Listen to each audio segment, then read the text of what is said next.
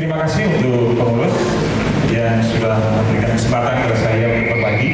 Bapak Saudara, pada Maret yang lalu saya sudah sampaikan di master meeting ya di MTK di Haris, dan kali ini memang tidak jauh berbeda. Hal yang diberi kesempatan untuk saya sharingkan, blueprint pembangunan rohani. Ya, bukan sepakat, bukan menggurui, karena kita sama-sama belajar dan kita berbagi, begitu ya, Bapak Saudara. Puji Tuhan. Blueprint pembangunan rohani. Memang sebagaimana Bapak Saudara yang sebagian besar sudah menerima buku Membangun Kegerakan Allah dalam Gereja, dan banyak materi dan hampir semua ya kita dapatkan dari situ. Namun kalau menyampaikan semacam ringkasan itu tekstual sekali, tapi bukan berarti itu Bapak Saudara, namun ini menjadi pola yang benar-benar terjadi tentunya dalam pelayanan kami juga, sehingga waktu kami dipertemukan dengan ya para pendoa, fasilitator dan komunitas pendoa gitu ya, dan klik gitu Bapak Saudara, seperti pasal-pasal yang dikumpulkan. Nah, oke, saya akan mulai dengan beberapa pertanyaan Bapak Saudara. Pertama, kapan waktu ketika Bapak Saudara merindukan satu atau segelas air putih, wah, pasti akan sangat menyegarkan, sangat sejuk. Kapan Bapak Saudara membayangkan hal itu kira-kira? Pada waktu kondisi apa? Silakan boleh jawab. Yes. Ketika kita sangat mengalami kehausan, pasti kita akan membayangkan, waduh, segelas air saja itu kan sangat menyegarkan. Yang kedua, kapan kira-kira ketika Bapak Ibu membayangkan, aduh, seporsi aja, sepiring aja, nasi lah, wah, udahlah pakai sambal, pakai bandeng, atau pakai apa, sayur sederhana, wah, itu pasti sangat. Kapan Bapak Saudara? Ada waktu lah. Yes, sama. Saya pernah suatu ketika siang ke sore itu saya merasa lemes sekali, ngapain, tidak seperti biasanya. Saya mau melakukan segala sesuatu, lemes. Saya renungkan, saya istirahat, saya kaget Bapak Saudara. Ternyata saya belum makan, belum sarapan, belum makan siang. Sepele. Begitu saya sadari, saya santap itu semua yang disediakan. Oke, yang berikutnya, kapan ketika kita membayangkan, merindukan, aduh, kalau ternyata yang namanya kesehatan badan prima itu sangat luar biasa sekali, bersyukurnya, indahnya gitu. Kapan? Waktu sakit, betul. Iya. Nah sekarang yang pertanyaan intinya, kapan kita merasa begitu membutuhkan suatu kebangunan rohani bagi gereja kita, bagi kota kita, bagi negeri kita? Kapan Bapak Saudara kita merindukan, aduh, aku begitu merindukan itu terjadi atas kami?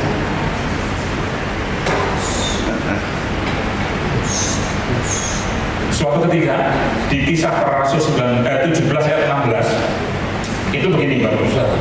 Waktu itu Paulus sedang menanti rekan-rekannya di Athena, dan ketika dia berjalan di kota itu, dikatakan di situ hatinya sangat sedih. Bapak Saudara boleh cek itu di Kisah Para Rasul 17 ayat 16. Sementara Paulus menantikan mereka di Athena, sangat sedih hatinya karena ia melihat bahwa kota itu penuh dengan patung-patung berhala. Sangat sedih.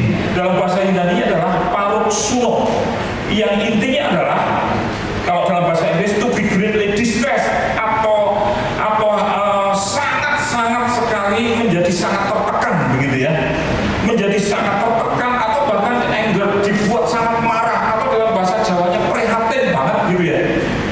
Nah itu yang terjadi ketika dia melihat dengan hati yang penuh, tadi karena dalam bahasa Inggris begini, his spirit was provoked within him, rohnya itu sampai tertekan, terdesak begitu rupa, sehingga dia melakukan memberikan sikap yang seperti itu, marah, tapi bukan emosi, tapi roh yang di dalam dia begitu merindukan, aduh, kenapa ini bisa terjadi, orang-orang yang salah menyembah Allah yang tidak dikenal, mereka merindukan kebangunan rohani, mereka merindukan keselamatan, mata rohnya seperti itu. Dan kemudian dia di bawah memang memberitakan ide di situ, tidak semua satu kota percaya, tapi ada orang-orang strategis, salah satu majelis Europagus bertobat, dan beberapa orang tokoh-tokoh itu bertobat. Itu benih yang luar biasa, hati seperti Paulus.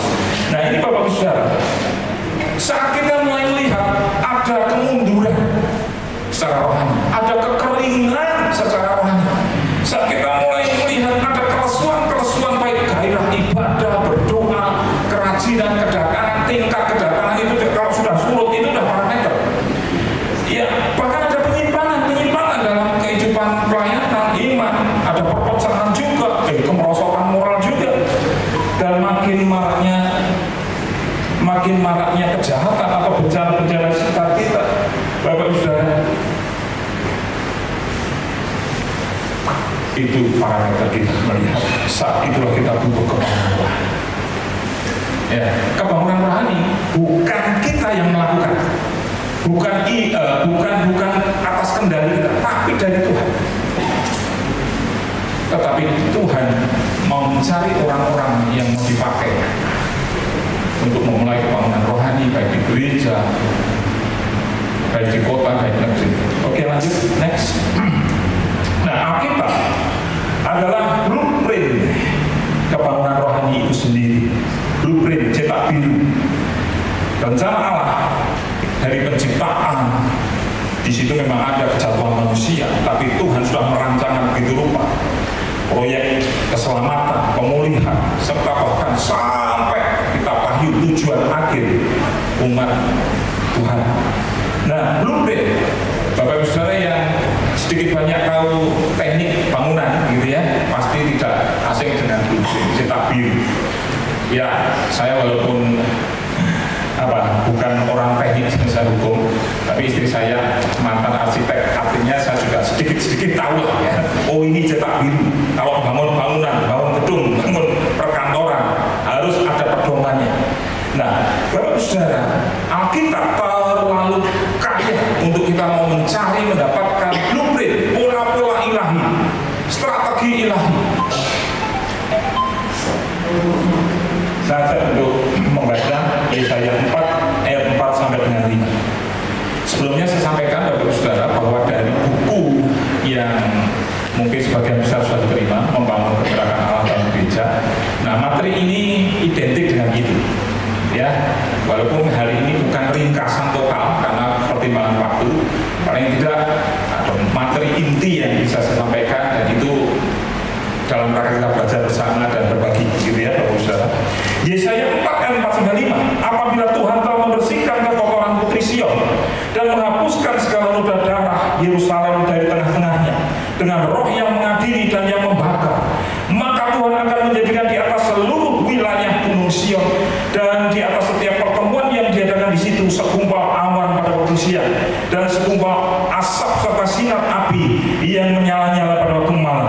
Sebab di atas semuanya itu akan ada kemuliaan Tuhan sebagai gedung atau cover. Nah, Bapak Saudara, latar belakang kita Yesaya, kalau Bapak Saudara boleh selidiki awal-awal di pasal 1-2, itu begitu marahnya Tuhan, begitu dikatakan aku muak juga di situ dikatakan Tuhan ini melalui Nabi Yesaya. Bahkan dia katakan aku jijik melihat persembahanmu, korban-korbanmu. Aduh, teguran yang luar biasa buat umat Allah. Karena begitu merosotnya iman moral mereka, sudah meninggalkan Tuhan, memberontak lagi. Tuhan bahkan mau kesulitan cari bagian mana tubuhmu yang akan mau aku hajar gitu ya. Itu luar biasa. Tapi dibalik kegeraman Tuhan berikan janji nubuatan yang luar biasa. Ya, apabila Tuhan akan membersihkan kekotoran putri Sion. Karena kalau Bapak Saudara cek di sana, itu dalam Yesaya berikutnya itu dikatakan ada imamnya, hakimnya, pemimpinnya, tokoh-tokohnya itu sudah berpaling, sudah berbaca semuanya, dan itu harus dibersihkan dengan roh yang mengadili dan yang membakar. Ketika roh diperhadapkan dengan sikap perilaku iman, merosotkan moral, maka roh Allah itu akan bertindak sebagai pengadil dan pembakar itu sendiri. Konsekuensinya berat. Namun itulah pemurnian. Sehingga konsekuensinya ada di ayat 5 berikutnya, akibatnya ya. Maka Tuhan akan menjadikan di atas seluruh wilayah gunung Sion apapun yang diadakan. Satu, wilayah, area, zona. Yang kedua, berbicara tentang setiap pertemuan orang-orang, komunitas-komunitas dimurnikan. Dan ketika sudah dimurnikan, maka dihasilkan satu kemuliaan Tuhan yang luar biasa sebagai cover. Ya, saya sampaikan ini ringkas banget gitu. Ya, tapi memang ini pembukanya, saudara ya. Seperti Anda lihat juga di buku yang sudah dibagikan, pembukanya menunjuk pada ayat-ayat ini. Oke, di akhir zaman ini Allah sudah berurusan dengan gerejanya. Urusannya adalah membersihkan gereja dari pelataran yang kotor, yang dipenuhi dengan berbagai etalase atau jualan, entah itu jualan program, entertain, motivasi hamba-hamba Tuhan atau apapun, kita tidak menghakimi, ya. Tapi ini fakta, Bapak Ibu Saudara. Tidak berbicara tentang gereja besar dan gereja kecil, tapi ini fakta yang terjadi. Tuhan juga ingin membersihkan gereja dari semua aspek dosa dan tindakan pelanggaran firman. Dia mau gereja dan seluruh warga menjadi kudus. Urusan Allah adalah membangkitkan gerejanya sesuai dengan prinsip-prinsip pewahyuan surga. Dan inilah yang disebut revival. Saya dorong untuk Bapak Saudara mempelajari buku ini, karena nanti akan saya saksikan bagaimana itu sangat memberkati dan ternyata klik juga persis ya seperti yang kami alami ya. Oke. Arus Allah, imparter atau revivalis.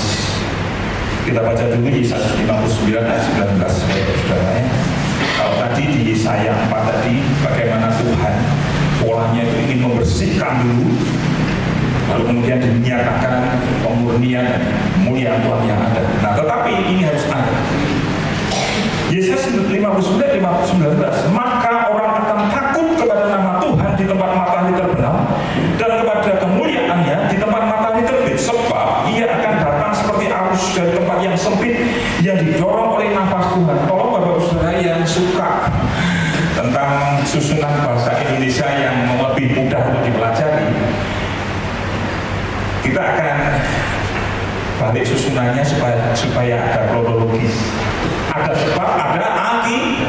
Sebabnya apa dulu asal mulanya? Sebab ia akan datang seperti arus dari tempat yang sempit yang didorong oleh nafas Tuhan. Ini dulu.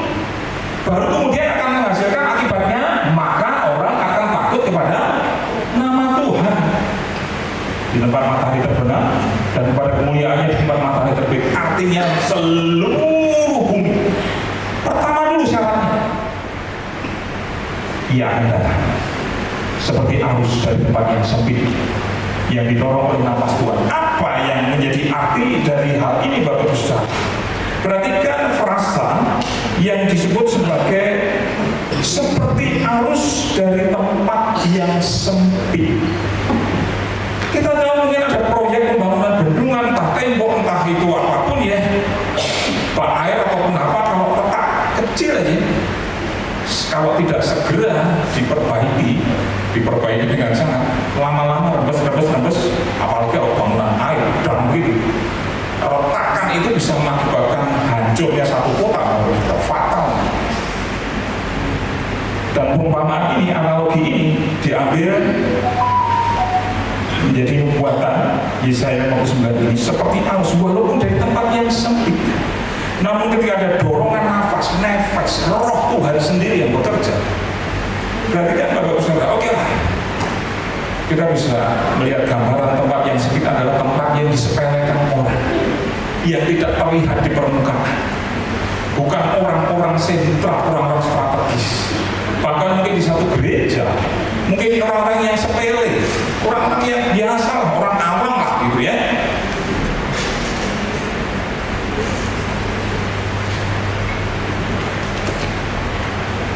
Ternyata orang-orang ini pun bisa dipakai Tuhan. Walaupun tempat sempit ini menggambarkan orang-orang yang tidak berpendidikan, apalagi pendidikan teologi, orang-orang yang tidak berpangkat berjabatan di suatu gereja atau struktur organisasi gereja ini, bukan. Mungkin ibu rumah tangga. Nah, faktanya ibu rumah tangga ini Bapak Saudara, di mana-mana banyak yang jadi pendoa berada di gereja ini, banyak dihuni oleh ibu rumah tangga. Ya, di tempat kami juga. Ya. Dan kemudian Bapak Saudara, ketika kebangunan rohani kerjakan dalam satu gereja, dalam satu kota, Tuhan itu butuh saluran dulu, media, alatnya. Walaupun itu sekecil apapun, seremeh apapun, sesepele apapun orang itu, maka ketika dia sudah membuka diri, Tuhan mau alirkan arus yang itu. Nafas Tuhan tidak terbatas, tidak akan terbatas, terukur segala kekuatannya. Dan inilah yang disebut secara sederhana impactor. Bukan definisi, tapi gambaran itu impactor. Atau orang lain menyebut revivalist. Mereka lah orang-orang yang menangkap api kebangunan rohani yang pertama di komunitas itu. Atau mungkin dulu sudah pernah berlangsung, puluhan tahun berikutnya surut. Tapi orang ini mau berdoa, mau membuka diri, maka roh Tuhan pakai dia. Dan terjadi lawatan luar biasa. Dialah juga yang membawa api kebangunan rohani. Di sini ada rekan saya, Pendeta Samuel juga. Mohon berdiri. Ya. Nah, terima kasih. Mas, kami tahun 2017 pernah melayani di daerah air Sudian ya, pedalaman dari jembatan Ampera, 3 jam lagi menyusuri sungai masuk ke pelosok pedalaman. Ada gereja di situ dan kita melayani juga. Gerejanya kecil tapi diadakan KKR. Kami berdua melayani, beliau yang khotbah, kami doakan kita bersama-sama. Dan satu gereja yang mengundang gereja-gereja di desa-desa lain itu gerejanya memang kecil tapi penuh sampai luar semua. Gila, Tuhan luar biasa. Dan ya seperti itu kalau ada rekanannya, tapi gila. Jadi ada banyak orang dilepaskan dan ada mereka banyak kesaksian sampai malam, mulainya jam 5 atau jam 6 sampai malam mereka dilakukan luar biasa dan mereka bersaksi. Kami merasakan ini itu pada tahun 83 atau 80. Berapa puluh tahun berikutnya baru kami alami saat ini lagi. Nah, Bapak Ibu Saudara, ternyata ada hamba Tuhan yang sederhana di sana yang berdoa terus supaya lawatan Tuhan itu terjadi.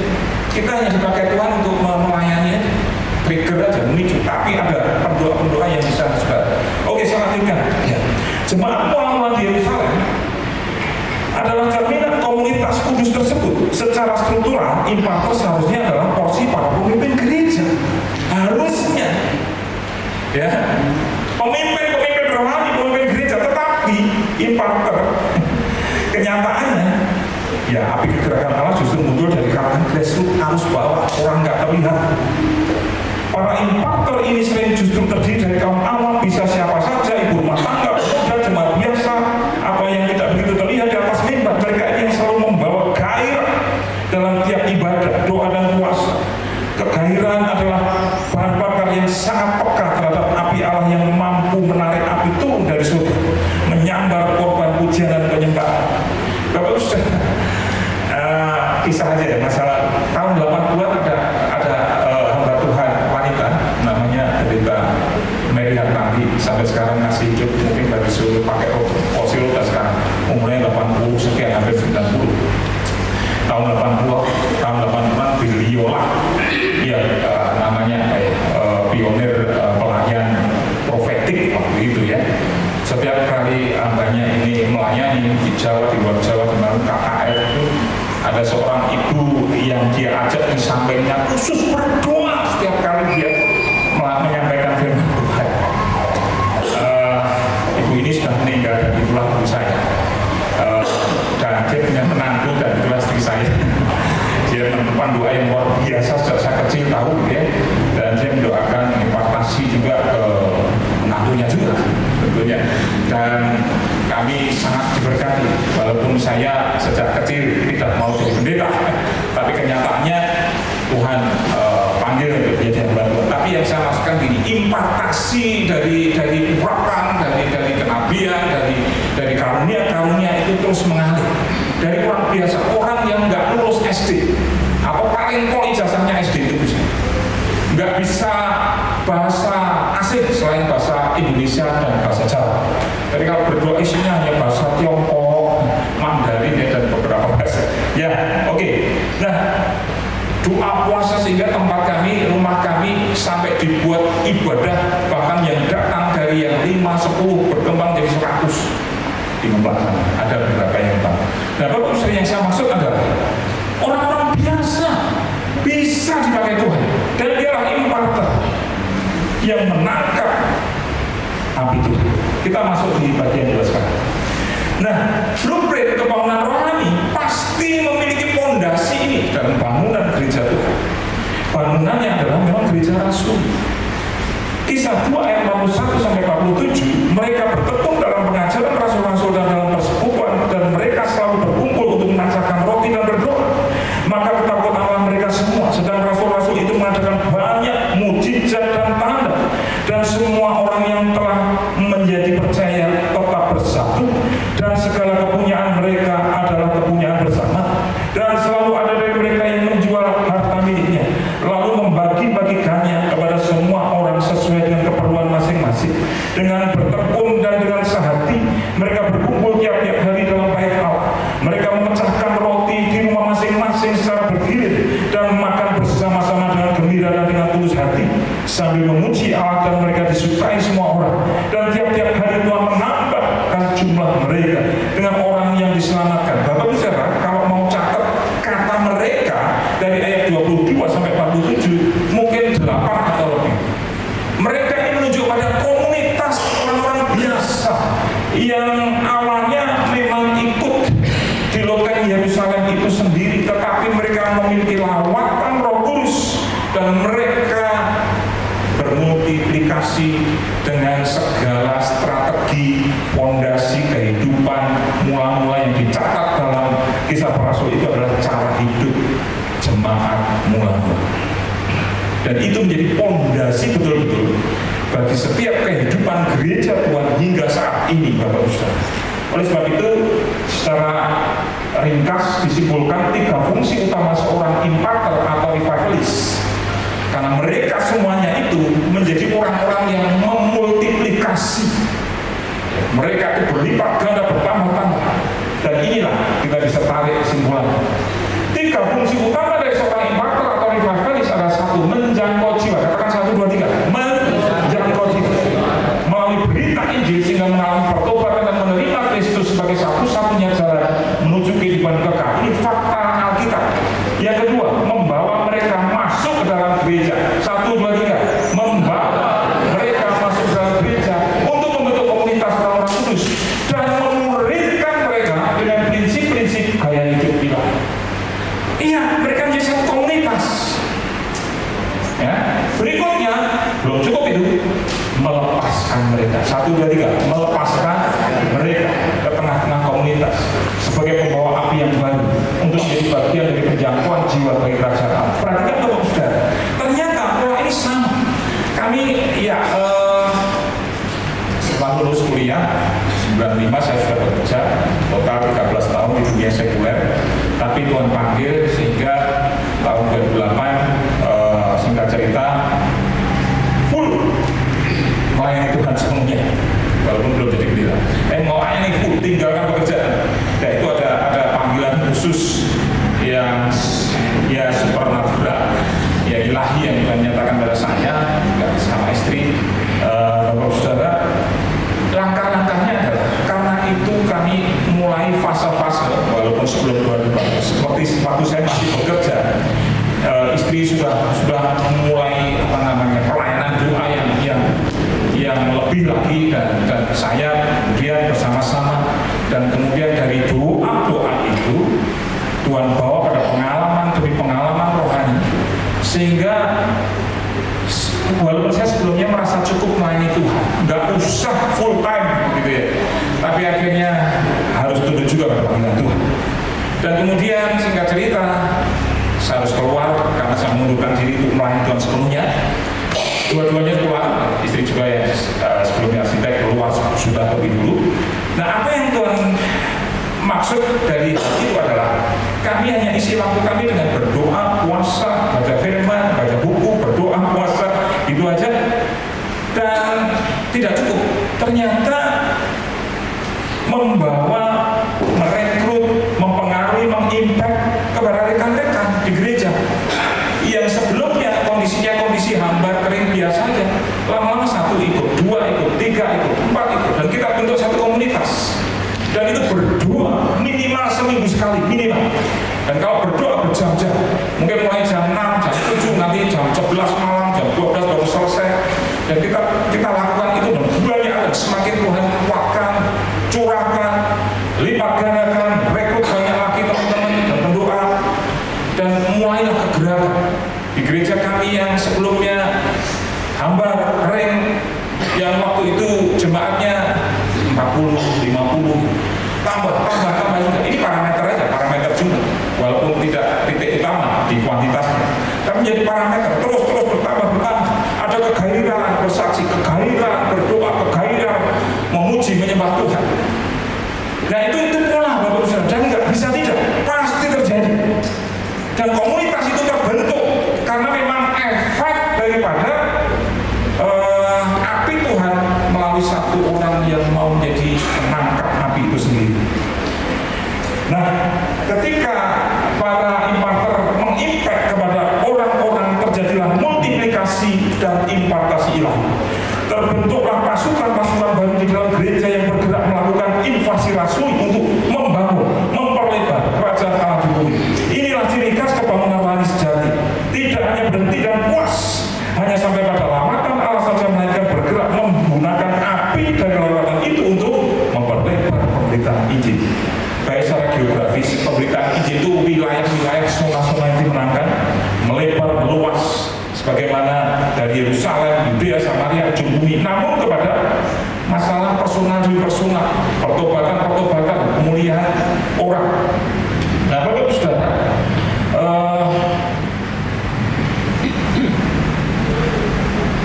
ya, pasukan-pasukan baru ini akan taruh para pendoa, penangkap api dan pembawa api. Itulah imparter, itulah revivalist.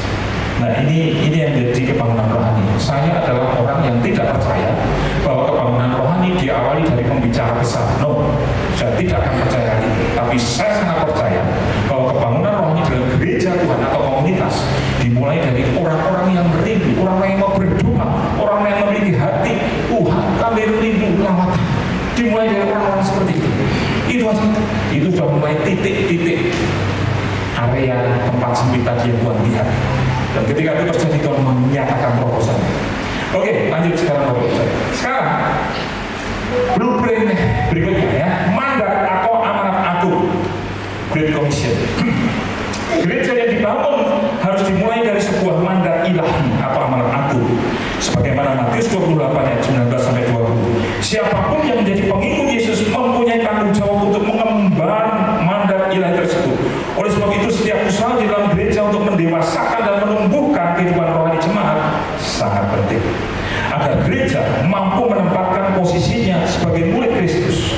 Gereja tidak cukup hanya membawa setiap orang masuk dalam gereja. No. Tidak cukup itu. Walaupun ada banyak yang sudah bangga, saya pun juga bangga, senang gitu ya. Kalau ada tambah lagi datang bertobat gitu ya. Ya baru ini ada satu ibu-ibu dan satu keluarga gitu ya, dari non agama sebelah gitu ya, yang mau terima Yesus, yang betul-betul mau dibaptis juga dengan kami. Dan saya bersyukur totalnya ada 4 orang seperti itu ya, yang mau terima Yesus dari agama lain gitu. Ya betul-betul merindukan zaman Tuhan, diselamatkan, dan mereka menjadi jemaat kerajaan. Ya, tapi tidak cukup hanya mereka masuk di tempat kita, tapi gereja pun harus bertanggung jawab menjadikannya sebagai murid Kristus yang sejati. Ini tantangan yang harus kita emban Bapak Saudara. Ya. Mandat inilah yang menjadi sebuah cetak biru, blueprint, pedoman, petunjuk baku gitu ya, yang tidak boleh ditinggalkan gereja Tuhan. Namun mengapa ada banyak gereja yang gagal menerapkan blueprint ini? Jawabannya tidak hanya terletak pada fokus gereja yang terlalu tertuju pada kuantitas. Perhatikan, kalau dihitung kuantitas kami mungkin nggak dianggap ya. Ya puji Tuhan, walaupun dalam setahun belakangan ini kami ada tugas untuk menghitungnya, itu sudah 90-100. Dan puji Tuhan, itu luar biasa bagi kami ya.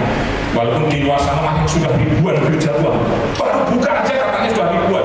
Waduh, silakan ya, silakan Tuhan berkati gereja itu ya. Tapi pola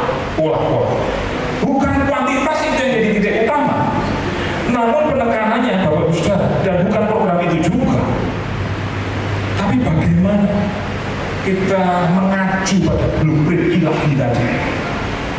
Mandat aku, apakah kita yang jelas on the track ya, ketika kita memuridkan seluruh jemaat, mempersiapkan mereka menjadi pembawa api, kita lepaskan kepada tempat-tempat, komunitas-komunitas mereka, mungkin pekerjaan, sekolah mereka, kampung, PKK dan sebagainya. Itu sasaran pemberitaan atau api yang mereka impakkan ya, begitu Bapak Saudara ya. Oke, gereja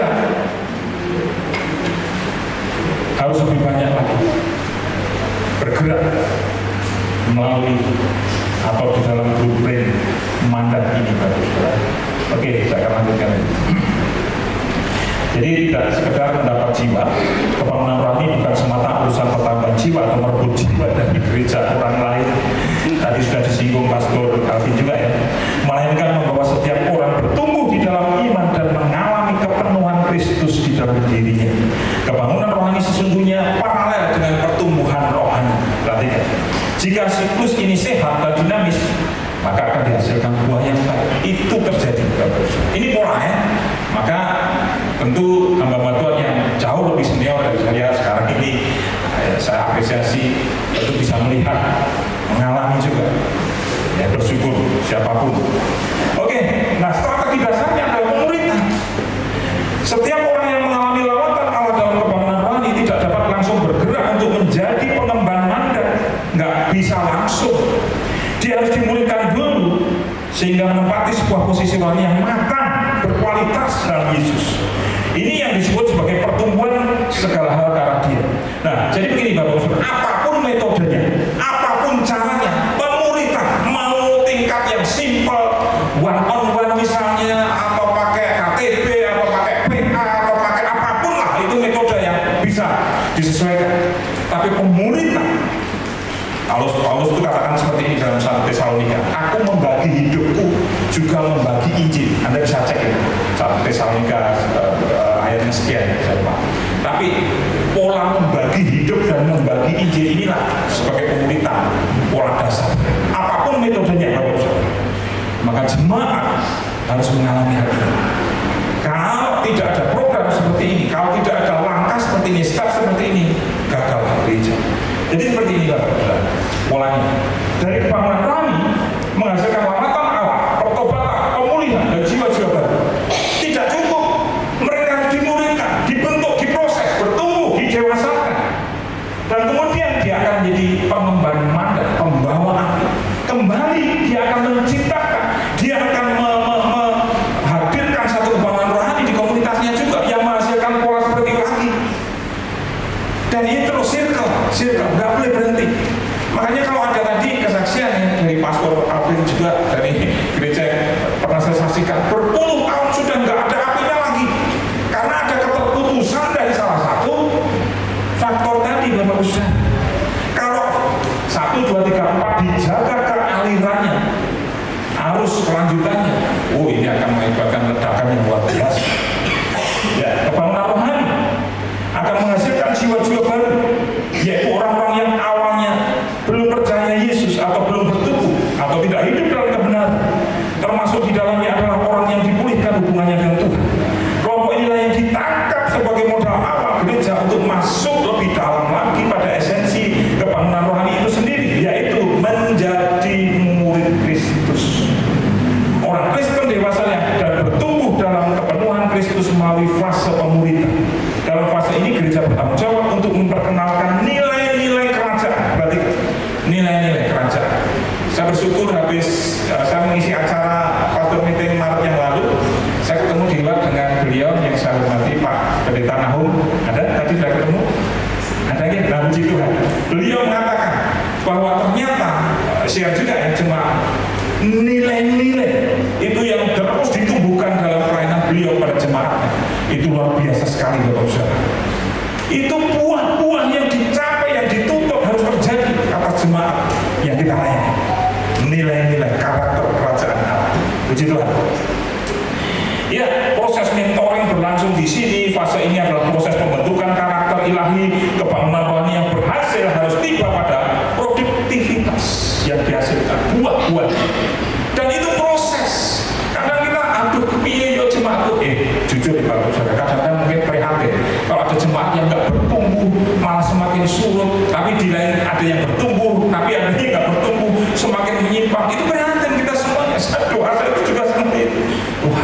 si A, si B, si C kan begitu ya.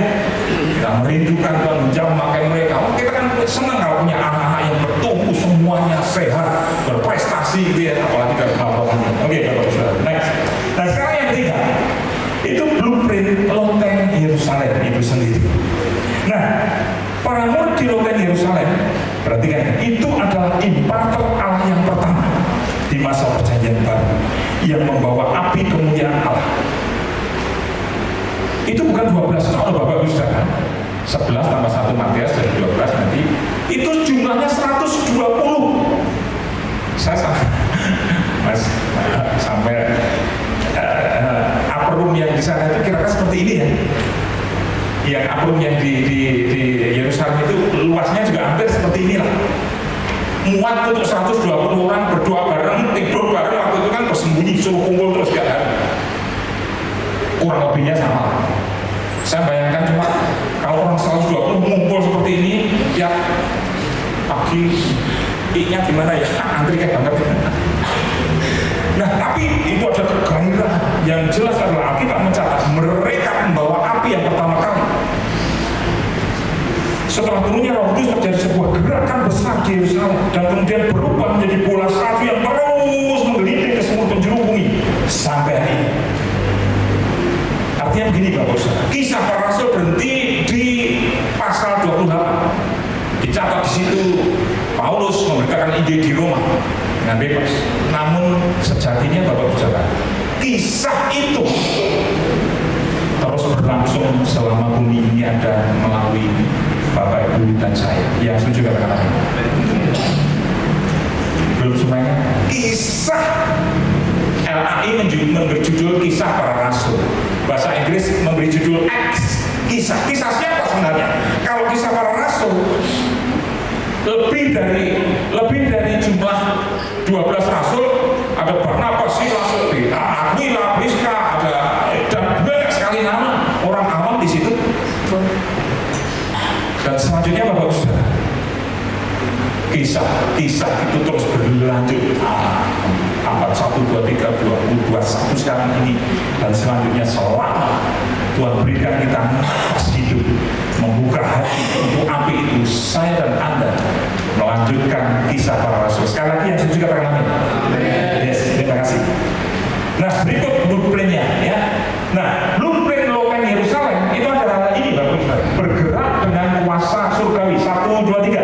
Bergerak dengan kuasa surgawi. Tetapi kamu akan menerima kuasa dunamos, kuasa yang menghasilkan mujizat yang tidak bisa dilakukan oleh manusia. Dan itu ilahi. Semua melakukan itu. Injil adalah misi sentral yang kedua. 1, 2, 3. Injil adalah misi sentral.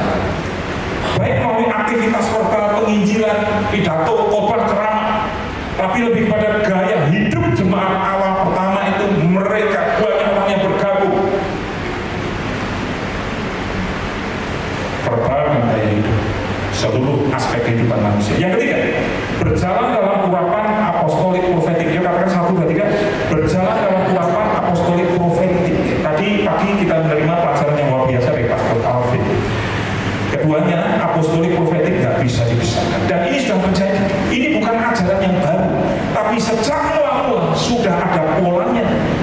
Dengan jelas kisah para rasul mengungkapkan, mendetailkan, mencontohkan bagaimana urapan apostolik dan profetik itu bersama-sama kegerakan yang dilakukan baik para rasul maupun orang-orang awam waktu itu. Kalau kita nggak mudeng istilah definisi secara teologis akademis, nggak masalah. Yang penting tiru aja blueprintnya, polanya, pedomannya. Para rasul dalami Bapak. Itu juga. Ya. Yang keempat, 1 DNA. Katakan apa? 1 DNA-nya Kristus. Spiritnya, otoritasnya, karakternya, visinya, konsepnya, tujuannya, kepentingannya sama mereka. Walaupun mencari ujung bumi sama Bapak Ustaz. Sehingga saya tegaskan, saya sangat setuju sekali tadi statement dari Pastor Afid, jangan pernah menghina merendahkan gereja lain.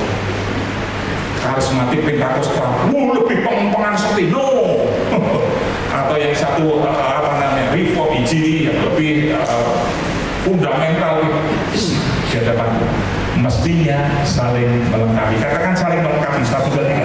Saling. Ya, begitu. Berikutnya, ini yang penting.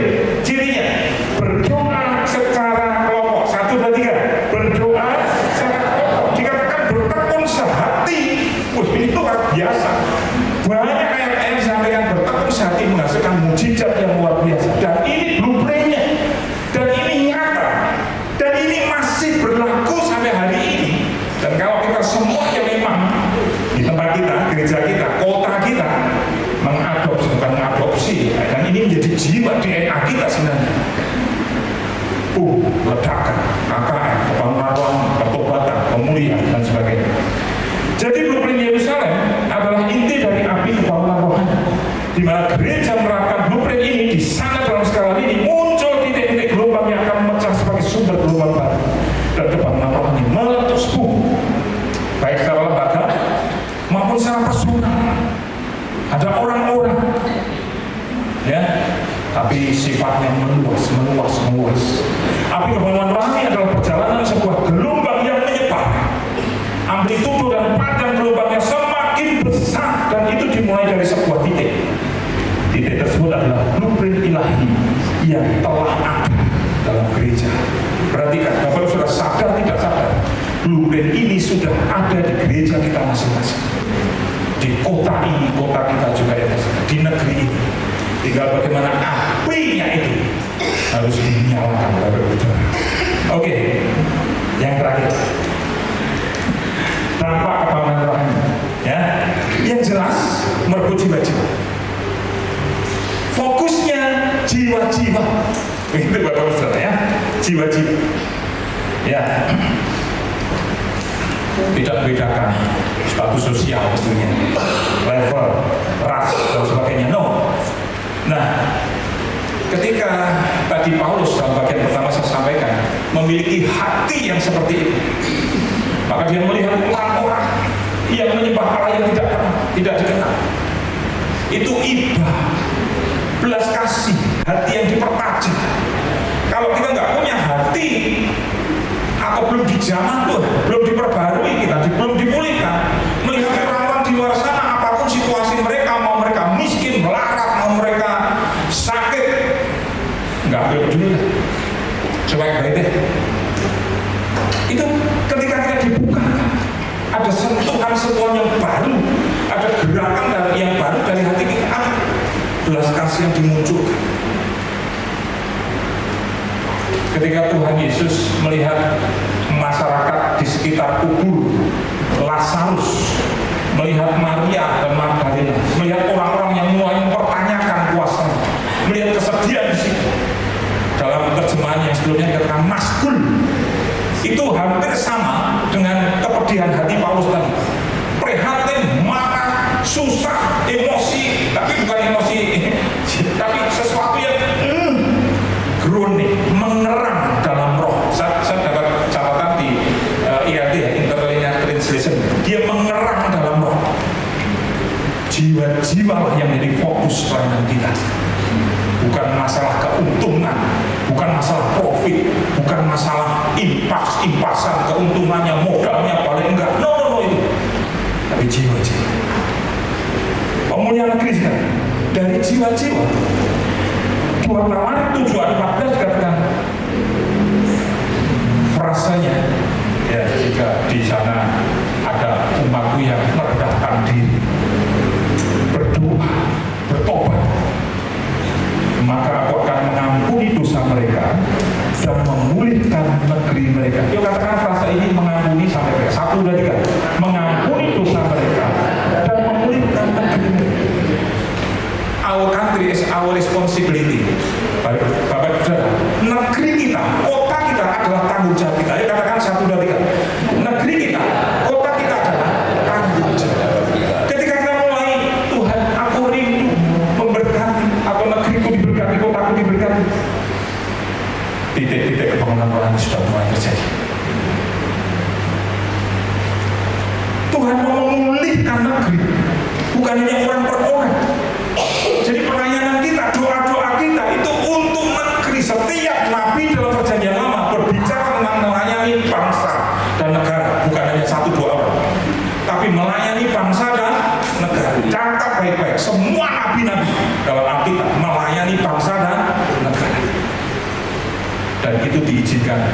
terjadi atas belakang kita. Yang setuju katakan amin. Ketika kita berdoa mandiri sendiri di kamar Anda dan saya, menembus batas tembok wilayah, kampung, desa, kota, negeri, bahkan bangsa-bangsa. Dan kemudian seperti di ayat pertama kali saya ungkapkan, Yesaya 4 ayat 4-5, ketika sudah terjadi pemurnian, di situ terjadi kebangunan rohani, menghasilkan kemuliaan Allah sebagai tubuh. Disitulah terjadi kebangunan rohani yang dahsyat. Dan terakhir terjadi breakthrough. Sebagai penutup, Kisah Para Rasul pasal 13, panjang ini ayatnya. Itu ada satu kisah yang kalau saya tarik dalam beberapa frasa, itu seperti ini Bapak Saudara. Di situ dimulai dari beberapa orang di Antioquia beribadah, berdoa, dan berpuasa. Step berikutnya, oleh pimpinan Roh Kudus, orang-orang itu mengutus namanya Barnabas dan Paulus. Berikutnya, Barnabas dan Paulus pergi memberitakan Injil di tempat yang jauh yang seperti Tuhan tunjukkan. Dia cari di situ satu tempat ibadah, tentunya sinagog yang beribadah di hari Sabat. Paulus berbicara. Kemudian berikutnya diundang lagi, Sabat berikutnya berbicara lagi. Tahu nggak Bapak Ibu Saudara? Ayat 44 dikatakan, datanglah hampir seluruh kota itu berkumpul untuk mendengarkan firman Allah. Banyak orang dimenangkan. Awalnya itu dimulai dari beberapa orang berdoa, berpuasa. Terjadilah revival atas kota. Tidak mungkinkah ini terjadi di negeri ini, Bapak Saudara? Saya sangat percaya terjadi. Sudah, sedang dan sudah terjadi, dan akan terus terjadi. Satu pribadi personal profil namanya Filipus. Kisah Para Rasul 6 dicatat ketika jemaat pertama-tama bertambah ribuan orang, masalahnya semakin banyak. Semakin banyak hal-hal yang harus diatasi, menimbulkan konflik. Maka para rasul cari di antara jemaat, siapalah tolong ajukan, nanti kami doakan. 7 aja lah. Ada Stefanus, Filipus, Prokoner, Nikolas dan sebagainya. Didoakan, tumpangi tangan. Orang biasa itu tumpangi tangan. Berikutnya Kisah Para Rasul 7, Stefanus menjadi orang luar biasa untuk menyaksikan khotbah di depan orang-orang tokoh-tokoh mahkamah. Kisah Para Rasul 8, ada Filipus yang awalnya jemaat biasa mau menjadi pelayan Tuhan. Kemudian berikutnya dia menjadi penginjil di daerah Samaria. Ayat 8 Kisah Para Rasul 8 katakan, maka satu kota bersukacita, diberkati, diselamatkan, dipulihkan karena seorang Filipus yang diutus ke sana. Pola inilah yang Tuhan mau kerjakan atas kita semua. Yang setuju katakan amin.